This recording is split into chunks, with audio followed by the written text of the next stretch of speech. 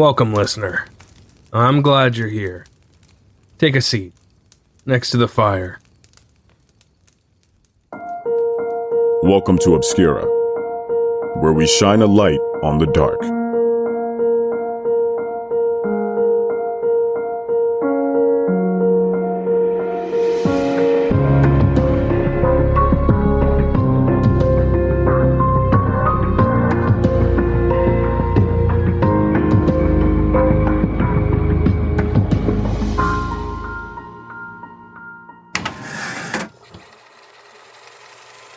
Just a little over a year ago, authorities responded to a fatal crash off a California cliff. 7 people died in that crash, and those bodies were later identified as Sarah and Jennifer Hart, both 38 years old, who had adopted several children, including Marcus, Hannah, Jeremiah, Abigail, and Sierra Hart.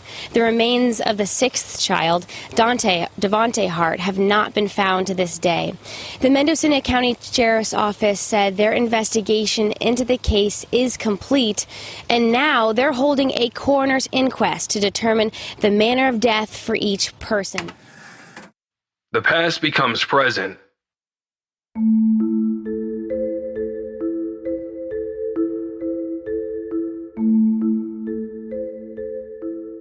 Just as Sarah Hart was completing the conditions of probation for malicious child abuse in Minnesota, the adoption of the second group of siblings by Jen Hart became final. This enabled Jen to finally remove the children from public schools and, more importantly, remove the children from the purview of mandatory reporters. Unfortunately, the complaints hadn't stopped after the incident where Sarah Hart had taken the blame. They continued throughout that year while the children were still required to remain in public school. In 2011, many students in Hannah's class secretly gave her food. Despite being 6 years old, she was the size of a toddler. Hannah would often report stomach pains due to hunger to the school nurse, but asked that the nurse not discuss the issue with her mother. One time, Jen became so enraged by the regular concerns discussed by school officials that she shoved an entire banana down Hannah's throat. When the nurse called again about the same concerns, Jen again became enraged and told the nurse Hannah was, quote, playing the food card and to just give her water. The Minnesota caseworker told the Oregon Department of Social Services that the school stopped calling the family because the bruises would show up the next day on the children's bodies in what was suspected to be retaliation. The Minnesota caseworker had Hannah evaluated by a doctor for her small size. The doctor mirrored what Jen said and reported, quote, she is just small and being adopted. We don't know their bio-family history. When the children were asked about what forms of discipline they were given, they reported that they were routinely sent to bed without food for misbehaving, made to stand in the corner for hours, and were even made to stay in bed all day, wearing blackout eye masks as a form of sensory deprivation, as another form of punishment. This, however, would be the last time any of the children would ever say a disparaging word about their mother's forms of discipline to others. After Minnesota, the children knew to stay quiet. When the Harts were asked about withholding food, they insisted that, because the children were adopted, they were high risk and came with food issues. Time and time again, the mother's racially tinged fabrications drowned out the complaints of the children. The Minnesota caseworker stated that, these women look normal, and they give the professional assessors the same story that the children were high-risk drug babies with food issues. Coupled with the new and similar allegations in Oregon, the Minnesota caseworkers in hindsight was now convinced the children were still being abused. The children were ultimately failed by the state of Minnesota, just as they were failed by the state of Washington, where the family fled in order to escape mounting pressure from the Oregon Department of Social Services. As part of the children's new homeschooling curriculum, Jen began traveling with them without Sarah, who had to stay behind and work a full-time job. Jen and the Hart Tribe, as they became known as, were educated on the musical festival circuit and through social activism events. The Hart Tribe became regular attendees, even being invited to participate in music videos, and often allowed on stage as human props. Devonte was prominently placed in most of Jen's photos and can always be seen wearing a free hug sign around his neck. Many of Jen's friends believe Devonte was Jen's favorite child, receiving special treatment for carrying out her wishes as an obedient human performance accessory. He is often displayed in her online social media persona as the main player in her perfect, ultra-woke family. It will be many of these, quote, close friends of the Harts from the traveling music festival scene who insisted Jen was the perfect mother, a savior even, for her ability to raise 6 drug babies as she repeatedly referred to them. Most people seem to look past the expressionless sunken eyes of the emaciated bodies. The mantra apparently explained away any doubt. The lack of individuality within the children, or the way they automatically fell into line with military precision, or how they were on a special organic vegan diet to combat symptoms of drug addiction, wasn't questioned. Where some might have seen fear, friends saw respect and gratitude for their mom and savior. They simply took Jen at her word. When Jen allowed a few people to get a closer look, however, they saw something wasn't right, so they spoke up. Shortly after moving to Oregon, 2 separate anonymous tipsters reported similar types of abuse. One said there were 6 children who appeared to be emaciated and acted strangely by lining up as if in a military boot camp. The Oregon caseworker made contact with the Harts by leaving her card inside the door. When Sarah Hart returned the call a few days later, she informed the caseworker that the children were homeschooled and were currently unavailable to be interviewed for a few weeks.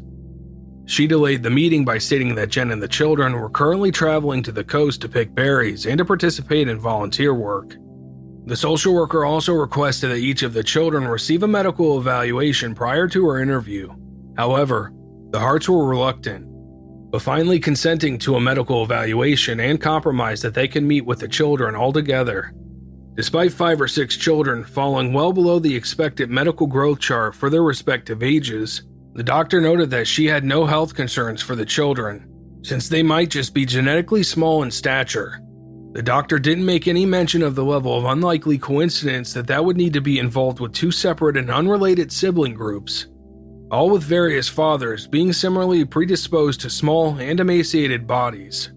One can presume that after meeting Jen, the doctor believed the accusations of targeted persecutions of a white lesbian and the difficulties she encountered raising a biracial family. Jen's narrative was so effective, it seemed, that it even countered medical evidence and common sense to the contrary. When the children were eventually interviewed, it did appear that they had been coached.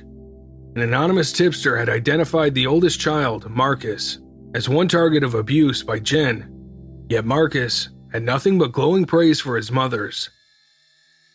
Marcus, who was 15 at the time of his interview, reported he was in the homeschooling equivalent of 9th grade. He admitted he'd been abused in his previous foster home, and how extremely grateful he was to the Harts for the many opportunities they'd given him. He felt he was contributing to the world, and he liked to attend music festivals with his family. Next, Hannah, 11 years old at the time, was interviewed. She also appeared small and younger than her actual age. Missing her 2 front permanent teeth, Hannah told the caseworker she lost them when she was running, which was against the rules and slipped on the hardwood floor. She'd have to wait till she was 18 years old to obtain a retainer with teeth.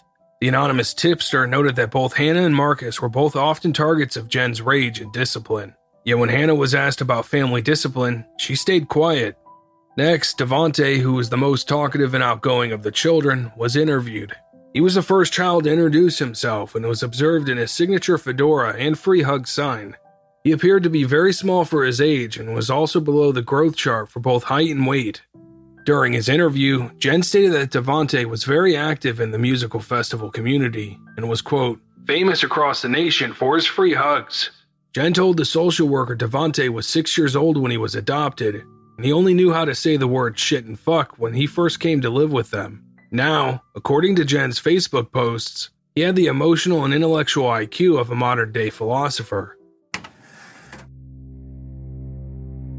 It is common knowledge in adoption circles that the children who are adopted, and especially children adopted from abusive households, own their own stories. These stories are personal and belong to each individual child. Professionals suggest not telling family members, and especially not strangers, anything negative about their child's life before they became a part of their current families. These types of negative comments can cause children to feel additional trauma and shame surrounding their adoption. As all adoptions begin with loss, it is imperative to use discretion when and if the details of their adoptions are discussed with others. Adoptive parents should also refrain from making disparaging or judgmental remarks about their child's biological family. Those are details a child can choose to share in their own way and in their own time, if ever. This sort of conscientious framework shouldn't be new information for anyone who has gone through the foster care licensing process, has had any parenting classes required as part of the background check and home study. However, Jen seemed to have shrugged off all this advice. She relished telling anyone and everyone that her children were drug babies, born from mentally ill and abusive bio families. It was often the subject of her social media posts, consistently taking credit for single-handedly taking broken and abused children with learning disabilities and psychotropic drug dependencies and curing them of their afflictions through an organic diet and a nomadic lifestyle of giving back. Jen was the savior, and she wasn't going to let anyone forget it. Perhaps this is why Jen seemed to make sure to tell Oregon caseworkers that Devontae had been exposed to violence, drugs, and even once had a gun held to his head. Despite this tragic history, Jen was able to take Devontae from a savage to a human who not only thrived, but who was excelling in life and extremely interested in social justice issues. Devontae was Jen's poster child for her own personal success as a white savior mother. Abigail, who was 9 at the time, was next to be interviewed. Despite being the size of a 4 or 5-year-old, she also reportedly had no health concerns. However, the caseworker had a different opinion. She noted that Abigail showed little emotion and appeared withdrawn. As you may recall, listener, Abigail's assault back in Minnesota when she was 6 years old was the cause of Sarah Hart's conviction for malicious punishment on a child. Yet when Abigail was asked about discipline, she looked at Jen and remained quiet. Jen offered that she was told Abigail was, quote, borderline mentally retarded when she came to her at 2 years of age. Yet again, thanks to Jen, Abigail was now a success story. Despite not being enrolled in any official homeschooling curriculum, Abigail was said to now be operating at her correct grade level. Jeremiah was also 9 years old at the time of the Oregon interview. He was the only child who fell within his age group on the growth chart, but just barely. He was reserved and said very little. Again, Jen chose to do the talking for Jeremiah as well. She labeled him as globally delayed and likely autistic when he arrived at the Hart's home. Once again, under Jen and Sarah's sunshine, fresh air, and love parenting, he was now at grade level and cured of autism. The youngest of 6 children, Sierra, was 8 years old at the time of the Oregon interview. Like Jeremiah, she was withdrawn and showed little animation. She did offer she was in 2nd grade and liked being homeschooled. Jen seemed to dominate the entire interview and was unwilling to allow the children to be interviewed without her present. She also dominated Sarah's narrative as well. She would often jump in and answer questions directed at Sarah. Jen, answering for both of them, insisted when the children were punished, they were redirected or talked to. Sometimes they were told to meditate for 5 minutes. Most of the children agreed with this statement. However, some said nothing at all. Sarah was the only working adult in the household, leaving the parenting and discipline primarily up to Jen. The couple insisted the family ate only organic and wholly sustainable food, which contributed to the children's overall success. Jen also explained the reason the children weren't seeing regular doctors and dentists was because she believed in yoga, naturopathic medicine, and healing. As for income past what Sarah made as a manager at Kohl's, Jen explained the family got subsidy from the state of Texas somewhere between $2,000 and $3,000. This made it possible for her and the children to travel several months throughout the years to social justice rallies and music festivals, where they were all famous and beloved. However, the anonymous tipster who was the impetus for the interviews refuted Jen's homeopathic lifestyle. She reported Jen ate meat and dairy, but denied it to her children. She described Jen as controlling and manipulative, and saw Sarah as submissive with very little interest in the children. The children were often jerked around roughly and taken to the bathroom for interrogation and punishment. The tipster recalled the family once stayed overnight with her and had pizza for dinner. Jen allowed each child to have only one piece of pizza for dinner. The next morning, the tipster remarked that her husband must have raided the pizza in the night, as there wasn't any left. This sent Jen into a rage. She grabbed Sierra from a dead sleep and dragged her into the bathroom. After the interrogation was complete and none of the children confessed, they weren't allowed to eat breakfast. Instead, they were placed side by side on a mattress with blindfolds and made to stay there for 7 hours. Another anonymous tipster mentioned an incident when the other children weren't allowed to speak to Marcus or wish him happy birthday. Yet Jen posted that the Hart family chose to celebrate everything in their families because, quote, why not? They celebrated birthdays, adoption days, first meeting days, and even celebrated birthdays for cats, dogs, and chickens. Yet, this is not what the tipster observed. The tipster also reported the children weren't allowed to speak without raising their hands first. They were punished for laughing or even emoting through facial expressions at the dinner table. Of significant note, the tipster insisted that Jen punish the children by restricting and/or withholding food. Even when they were allowed to eat, the tipster added, it wasn't a sustainable quantity for growing children. She said she once observed the children eating extra food, and when Jen re-entered the room, they all denied eating anything at all. It was clear Jen manipulated the children and turned them against each other. She'd coach them to act and behave a certain way at public outings, but she would never allow the children to be alone with anyone except her. Jen would cut off anyone who disagreed with her parenting styles and techniques. She had isolated herself and Sarah from families who had commented or challenged Jen's parenting style. Yet, during the interview, Jen had painted a picture to the contrary, and the children readily agreed with their mother. What else could they do considering the unorthodox method in which they were interviewed in front of their alleged abusers? Jen also shared the children's schedule and routine. She stated the children learn about food and where it comes from, as well as helping to prepare the family's daily meals. She explained that because of the family's alternative beliefs that they didn't watch or have TV, Jen emphasized she was all about teaching love and compassion to the children. She believed in getting them involved in the music festival community. They even participated in protests.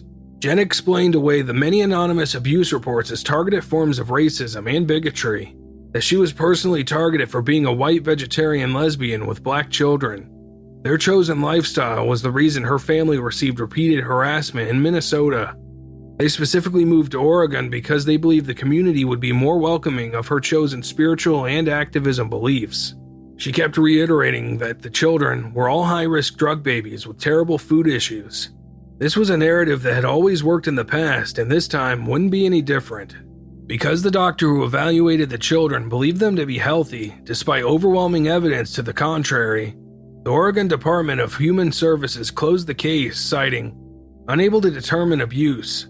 This means that, while there are signs of coaching and abuse, and a history of abuse with conviction in another state, there were no provable allegations here in Oregon. In the summary analysis, the caseworker noted that the children were, quote, completely dependent upon the caregivers, and did not have regular contact with any mandatory reporters. Yet the case was still closed without any recommendations for monitored follow-up. Life, as the Hart Tribe knew it, went on as normal. As the children got older, they never got any bigger. If any of Jen's self-described close friends had any concerns for the Hart children, it certainly wasn't reported again. People they came into contact with continued to pour praise and gratitude onto Jen. They were in awe of her desire and willingness to take on the difficult task of transforming the lives of, quote, high-risk drug babies into flourishing and obedient children.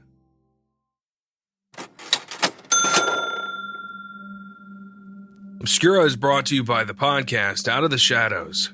Out of the Shadows joins grassroots investigators from Netflix's docuseries, The Keepers, Gemma Hoskins, and investigative journalist Shane Waters, as they further explore Sister Kathy Sesnick's unsolved murder and the cover-up of sexual abuse by Catholic priests in Baltimore. In 1969 Baltimore, a Catholic priest named Father Maskell was the ringleader of a giant pedophile ring. The children were terrified, believing either this was God's will or that no one would believe them. After all, priests, they were taught, are the hand and ear of God. When a few of these children independently shared with their favorite and trustworthy teacher, Sister Kathy Sesnick, what was happening, she ends up being brutally murdered. After her murder, no one dared speak again of the abuse, until two of the abuse victims brought up a lawsuit in the mid-90s, known as the Doe Roe trial. You may remember this case from Netflix's docuseries The Keepers, which co-host Gemma stars in. This podcast series dives deeper into the murder case and abuse with a new episode each week. Out of the Shadows podcast can be found on all podcasting outlets. Jen's dutiful adopted child, Devontae, decided to sell his usually free hugs as a fundraiser in celebration for his upcoming 14th birthday. Jen memorialized the event for her Facebook audience, using the opportunity to again discuss how her children were continually faced with overt racism. She told the story about Devontae standing at an Honor the Earth Day event. A man came up to them, wagging his finger in Devontae's face, stating, quote, "Fucking I'm so sick of them mooching off the back of hardworking Americans." Jen went on to share her many thoughts on racism and how she wouldn't allow the opinions of one bad person to ruin the event for her. These type of events continued until May of 2017 when the Hart family moved from Oregon to Woodland, Washington, another state, in order to make a fresh start. While the abuse had continued unabated with no mandatory reporters to answer to since the case had been closed, all of this was about to change when Hannah Hart, with her 2 missing front teeth, looking more like a 7-year-old than a 15-year-old, jumped out of a second-story window and fled to the DeKalb family doorstep next door. After that night, Dana DeKalb went out of her way to interact with the Hart children, but knew it wasn't going to be easy. In fact, she only spoke with Devontae, and only once a week, when she'd wait for him to take the trash cans to the curb. That's when she could rush out and talk to him. It had to be done quickly, and it had to be done secretly. Dana knew because if Jen caught them, it would all come to an end. Devontae would eventually confirm what Hannah had told them 7 months earlier on their doorstep was in fact true. He begged her not to call Child Protective Services. He asked for food instead, explaining he and his siblings would go days without food, and when they were fed at all, it was very little. He asked Dana to leave the items inside of a hollow cinder block at the end of their shared driveway. At first, Devontae asked for a package of tortillas. Then he started asking for more food in larger quantities. He asked for peanut butter and cured meats like salami or pepperoni. Each time he would tell Dana not to tell his mom or authorities. The last time, he asked Dana to put the food in a box by the fence line. He explained he was in trouble and wouldn't be allowed outside, so his sister would retrieve the food instead. On the 22nd, he asked Dana if she had called Child Protective Services yet. That is when Dana DeKalb knew something needed to be done. She called the very next day. Dana had been watching the house all day, talking to the caseworker on the phone. The caseworker actually went to Dana's house by mistake. As she was inside talking to Dana, Jen drove up in her GMC Yukon and went inside her house. The caseworker followed by knocking on the door, but no one answered. She walked around back, but was unable to see anyone inside. She was forced to leave her card inside the front door, requesting contact. There was nothing more she could legally do.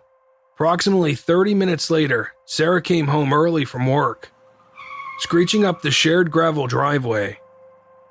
The next day, the family piled into Jen Hart's 2003 GMC Yukon, and 54 hours later, they would all be dead.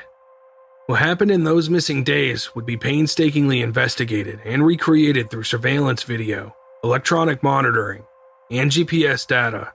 The end result of this thorough investigation would tell a very dark story. The Inquest.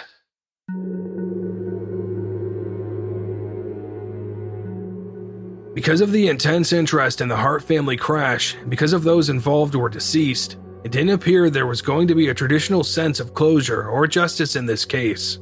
However, as the various law enforcement jurisdictions came together to compile their respective reports, a clearer picture of events began to emerge.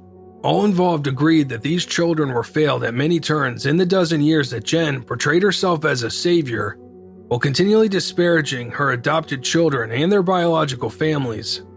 The Mendocino County Sheriff's Department, which held the jurisdiction over the crash site, decided to put an end to Jen and Sarah Hart's facade.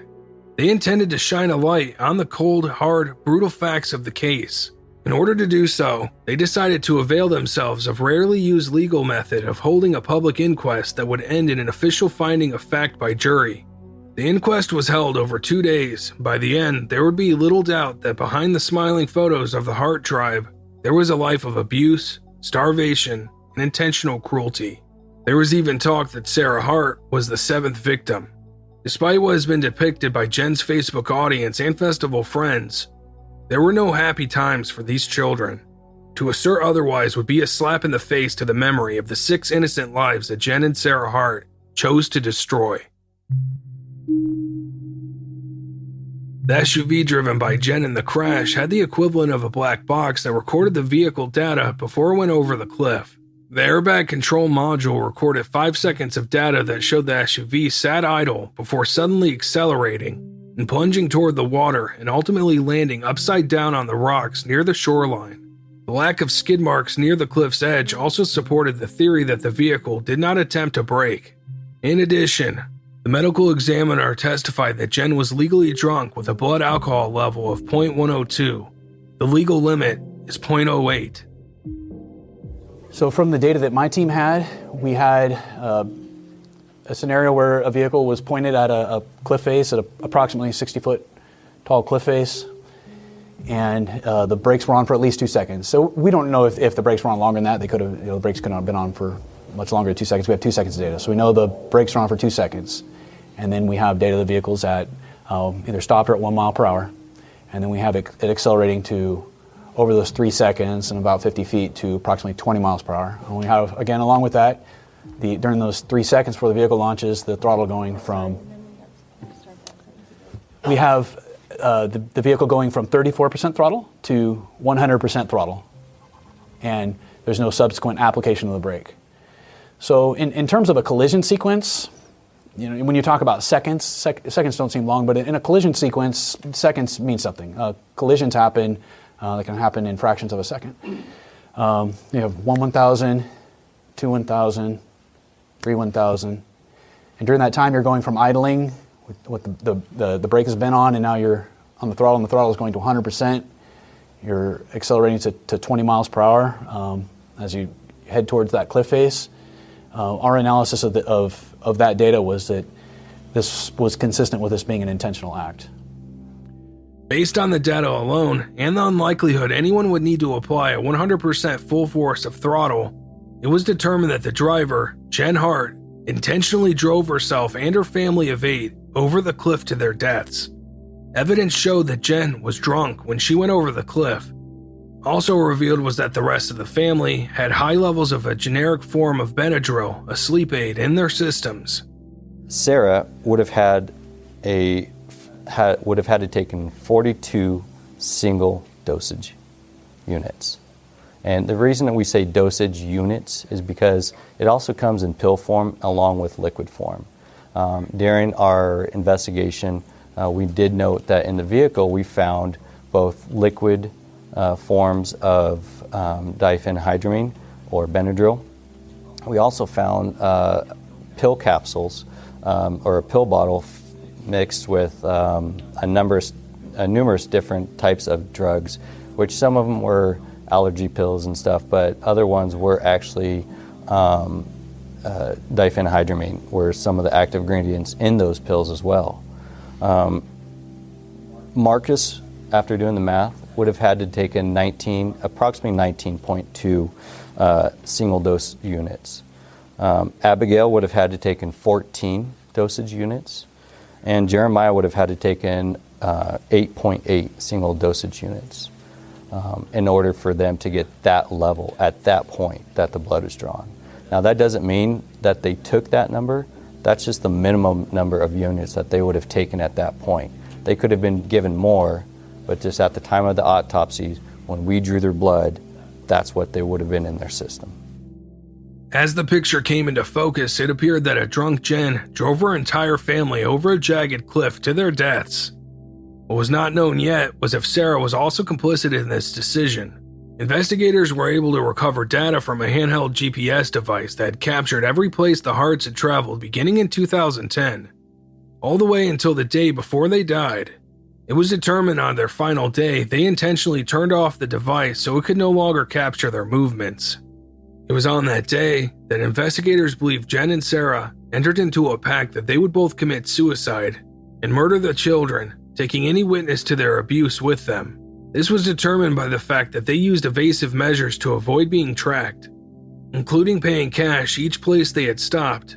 At that point, investigators needed to rely on phone GPS data, which was spotty along the coast, and eyewitness testimony. During the investigation, it was discovered that there was a witness on the cliffside that night. At that point, we kind of lose some of their GPS tracking. At approximately 9 at night, we see we have one last ping, I guess you can call it, off their phone. And that's indicating that they're traveling northbound on 101 near the Cleone area heading north. We see that they pick up several hours later, continuing to go north, where they stop at one of the beaches just near the Westport area. And then, according to witnesses at that point, we have an older couple that was camping out in the Wan Creek turnout at that point in time. And being a single older couple, they hear a vehicle come in, and when they hear that vehicle, the husband looks out to make sure that the situation is safe and that there's not going to be any issues. They see what he describes a vehicle that is similar to the Hart's vehicle, a larger vehicle, not a pickup, but not a sedan, parked near their location. He doesn't see any worries. He continues on his evening with his wife. At one point, they go to bed. He says that vehicle pulled into that turnout about 11 o'clock that night. And then once they go to bed, he's awoken by an engine revving and tires accelerating through the gravel. And he says the last thing he hears was what appeared to be, or the sound of, as he stated, a vehicle bottoming out. He exited his camper at that point. He goes out and looks around and doesn't see anything. He doesn't see any lights. He doesn't hear anything else at that point, and was kind of under the assumption that the vehicle continued into town. Since he was out of his camper, he walked around to the edge of the cliff. He said it was dark out. He wasn't able to see anything, but given his background and where he lived out of Alaska, knowing the ocean and wildlife fairly well, he stated to me that he felt like he heard somebody hollering for help. Jen's family and friends reported that Jen never drank, not even socially. So for Jen to have such a high level of alcohol in her system proved to the investigators that the suicide was a planned event. In an incident like this, where we have two ladies that are trying to, at this point in our, we feel like are trying to end everybody's life. It was the investigators' belief that she was drinking in order to build up her courage to do this horrible deed. But again, for somebody to never drink, to be at that level of alcohol, shows that she would have been impaired. CHP investigator Slates testified that the other findings of note during the autopsies included bruising on the back of Abigail Hart's legs and behind. It was also determined that this bruising was in the process of healing at the time of her death, and therefore sustained days or weeks before the crash. It may have been this bruising that caused the family to take off as they had in the past when they were facing an inspection by Child Protective Services. It is unknown if Devontae or Hannah had bruising on their bodies, since Hannah's body wasn't fully recovered and Devontae's body wasn't recovered at all. Evidence strongly suggested that Jen was losing control of her perfect Facebook family. This may have been what led her and Sarah to make such a grave decision. One of the electronic devices the investigators were able to recover from the accident included Sarah Hart's cell phone. It was this cell phone that proved to the investigators that Sarah Hart was complicit in the decision to end the lives of their 6 children in a deadly murder-suicide pact. So once we get to Sarah's phone, there was indication that she had been doing some Google searches while the vehicle was in motion. In those Google searches, Sarah began asking Google questions such as, can 500 milligrams of Benadryl kill a 120-pound woman? What over-the-counter medications can you take to overdose? How can I easily overdose on over-counter medications? Is death by drowning relatively painless? How long does it take to die from hypothermia in water while drowning in a car? What will happen when overdosing with Benadryl? One of the last searches that she did on her phone was while they're traveling through Oregon, and it was a search that she entered in and requesting Google to identify no-kill shelters for dogs. Those searches started around midnight on March 24th. Each of them were made using voice control while the car was moving, assuming Jen was driving like she usually did on family car trips. It's also important to note that Sarah deleted each of these searches from her phone, proving that Jen and Sarah both intended to control the narrative surrounding their family and death. It was their intention that their deaths and the death of their children would be chalked up to a tragic accident. The bodies of the Hart family's 2 dogs that were known to travel with the family weren't found at the wreckage site, nor were they recovered later. Is it possible that Jen and Sarah valued the lives of their dogs over the lives of their own children? Did they grant their dogs a last-minute reprieve by dropping them at a no-kill shelter or abandoning them at a campsite? Investigator Slate testified that the Hart's home was a stark contradiction to the life they portrayed online. Most of the rooms were sterile and empty. They didn't even have enough beds for each child. There wasn't any indication the 6 children had lived with them for the past 12 years. There were no toys or personal items present for any of the children. The only rooms that were decorated were Jen and Sarah's bedroom and the living room. The refrigerator was another contradiction to their social media lives. Jen would get into long discussions over the pro-plant-based diet documentary entitled Forks Over Knives. She was a strong proponent that animals were pets and not food, yet the very organized refrigerator was filled with meat and dairy products. During this interaction, the family had dinner together. The husband had ordered pizzas, and it was very apparent to these people that the children were extremely disciplined, almost to the point of being robotic. If Jennifer stated that observed a certain time, she would state that it is now time to go to the bathroom. All the kids would stand up, go stand in an orderly line, and wait their turn to go to the bathroom. Another incident was when it was time to go to bed. She would order the kids to stand up, they'd go get ready for bed, and all single file walk into their bedroom. Another incident with the same family was that there was the leftover pizza it was observed the next morning that this pizza had been eaten sometime through the night. At that point in time, it was observed that Jennifer had pulled Jeremiah to the side and taken him to the bathroom. We don't know what was said in the bathroom at that point, but when they came out, she ordered him to go lay face down on the floor for the rest of the day without food. There has been other documentations through the CPS reports that they would make the kids lay down on the floor in a timeout type manner.